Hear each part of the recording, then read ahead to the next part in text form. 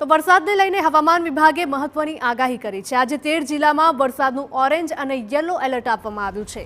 4 દિવસ દક્ષિણ ગુજરાતમાં ભારે વરસાદની શક્યતા છે। રાજ્યમાં 4 થી 5 દિવસ ઘટશે વરસાદનું જોર। તો સૌરાષ્ટ્ર અને દક્ષિણ ગુજરાતમાં મધ્યમથી ભારે વરસાદની શક્યતા સેવવામાં આવી રહી છે। તો કચ્છ અને ઉત્તર ગુજરાતના ભાગોમાં હળવા વરસાદની આગાહી આપવામાં આવી।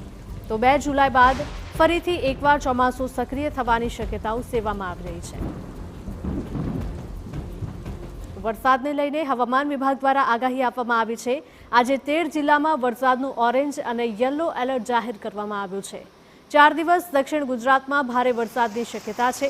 રાજ્યમાં 4 થી 5 દિવસ બાદ વરસાદનું જોર ઘટશે। તો સૌરાષ્ટ્ર અને દક્ષિણ ગુજરાતમાં મધ્યમથી ભારે વરસાદની શક્યતા સેવવામાં આવી છે। તો કચ્છ અને ઉત્તર ગુજરાતના ભાગોમાં હળવાથી ભારે વરસાદની શક્યતા છે।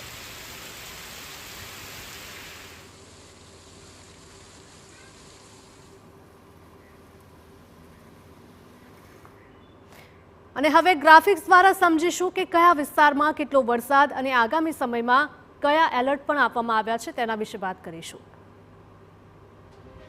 સૌથી પહેલા વાત કરવી છે આજે મુશળધાર વરસાદ ક્યાં રહેશે અને ક્યાં ઓરેન્જ એલર્ટ આપવામાં આવ્યું છે તેની વાત કરીએ અને ક્યાં યલો એલર્ટ આપવામાં આવ્યું છે તેની વાત કરીએ।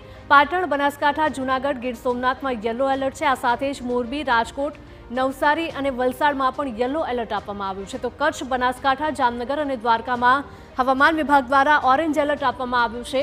આ સાથે જ પાટણ, સાબરકાંઠા, જૂનાગઢ, ગીર સોમનાથ અને પોરબંદરમાં હવામાન વિભાગ દ્વારા યલો એલર્ટ આપવામાં આવ્યું છે। એટલે કે અમુક એવા વિસ્તારો છે કે જ્યાં હળવાથી મધ્યમ વરસાદની આગાહી કરવામાં આવી છે ત્યાં ઓરેન્જ એલર્ટ આપવામાં આવ્યું છે અને જ્યાં ઓછો વરસાદ રહી શકે છે ત્યાં યલો એલર્ટ પણ આપવામાં આવ્યું છે।